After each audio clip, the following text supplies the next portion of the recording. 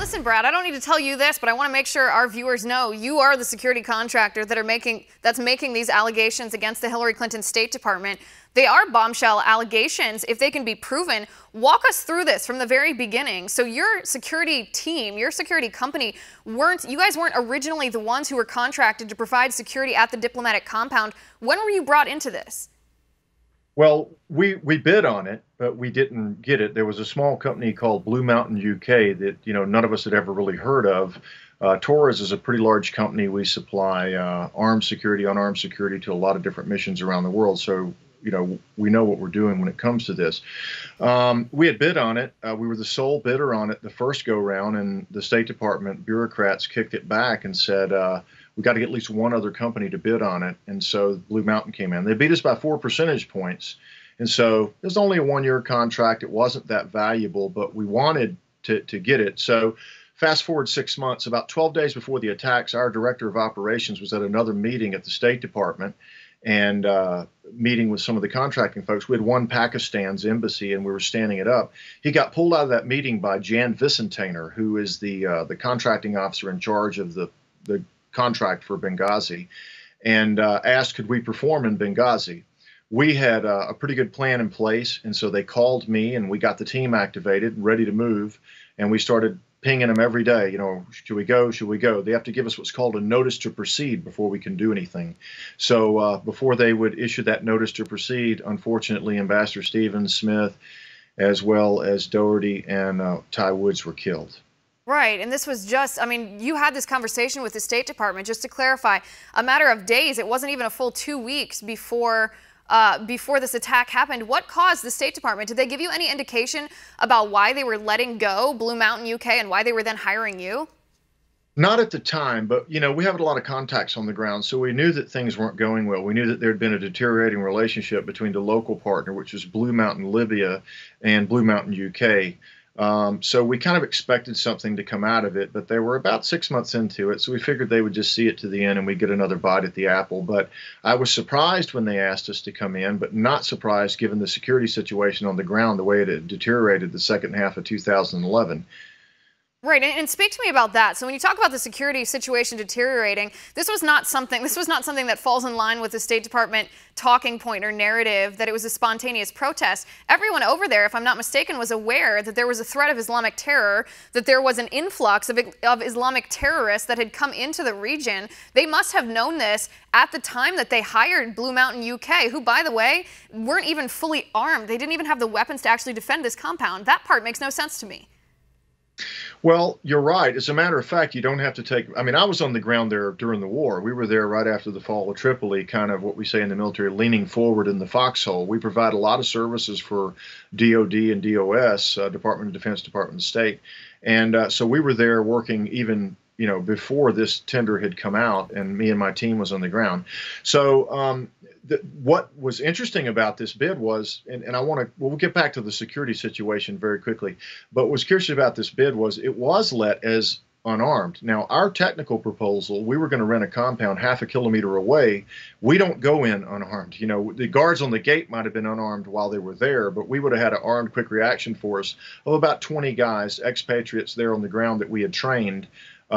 Libyans, expatriates that were from UK, United States, and Europe, working with the 6-man special forces team that we send in, led by me. Right. So we would have been. The idea of anybody being unarmed in that situation is absolutely insane. We saw video footage. We saw this attack. The idea that mobs of radical jihadists could be defended against by people without weapons, that's utterly ridiculous. If people at the State Department truly thought that was adequate defense, and they are more than incompetent at what they do. But fast forward a little bit. So after the attack, you had been told, a couple days beforehand, or you had gotten that contract, then the attack happened. What happened then? How did the State Department contact you next? Well, I want to say one thing about the situation so that your listeners or your viewers are clear. The situation, you don't have to take our word for it. Look at the over 400. We know now because of Judicial Watch, thank God for them, and also WikiLeaks that gave the classified cables that just 6 weeks before this attack, Ambassador Stevens himself wrote a classified cable and said that this compound could not withstand a coordinated attack. Also, the RSO, the Regional Security Officer, had made over 500 requests in the course of a year. That's more than one a day. For additional security and additional resources, which were ignored by the contracting officers in Roslyn, Virginia, safe in their cubicles in Roslyn, Virginia. Now, fast forward after the attacks, everything kind of went dead. About a few months after the attacks, Jerry Torres, who's a retired Green Beret who founded Torres AES, was called back. These contracting officers from time to time will have us come back, and there's issues we have to discuss. So it's not unusual to be called back. It's unusual to be called back and not be told why, which is what's interesting about this. So he came back. I think we're in Zambia in Southern Africa on another contract, and he flew back to meet with these guys. And it was weird. He said the meeting was just a few folks standing around, nothing important enough to call a CEO back from overseas. But it was after the meeting it became clear what it was really about. On the way back out, just before you get to the security turnstiles there at the State Department's building in Roslyn, Vicentainer pulls Jerry Torres aside and says, this paraphrase is, hey, Jerry, really need you to be in lockstep with us on this Benghazi thing.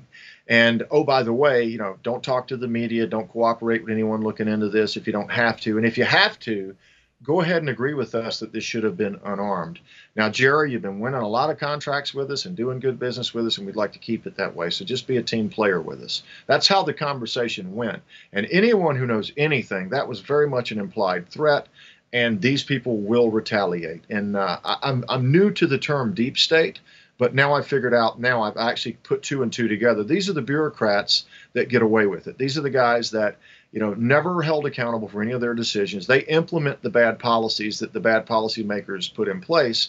And then at the end of the day, you can make mistakes and be negligent up to and including getting people killed, and you don't get fired. As a matter of fact, Jan Vicentainer and Sharon James, the two contracting officers that are most responsible for this opportunity of the terrorists to attack and kill our people, are still in the same division at State Department. One has been promoted and the other is the division chief. So they are still in the same positions, making choices over security contracts for the State Department, and nothing has changed, if you can believe it. It's absolutely chilling to hear that. I mean, they literally threatened a private citizen and said, if you don't parrot the government talking points on this issue, even though it's counter to the truth, and they knew it was counter to the truth, then you will suffer the repercussions. And you did. If I'm not mistaken, your contracting company lost many, many bids, a majority of the bids that you otherwise would have obtained if before this situation. Brad, we're just about out of time, but I do want to ask one question here. Why'd you wait till now to speak out? What prompted you to speak up?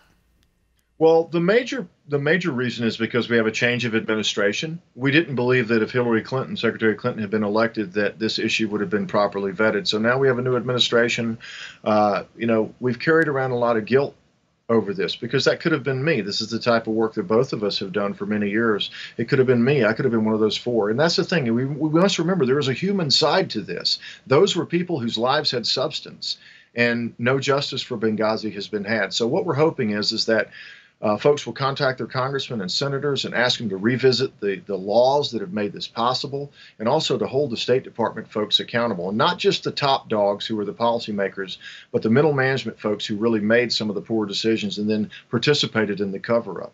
Right, and those people are still at the State Department. That's the appalling part. They not only are in their positions, they got promoted. They're still there. The procedures haven't changed. If they haven't changed, how would we know? How do we have any confidence that something like this wouldn't happen again? Just because the administration is different, the people who are making those minute-to-minute decisions, they're the same. 5 years later, we still don't have answers to these questions. We still don't have accountability. Brad, I appreciate it.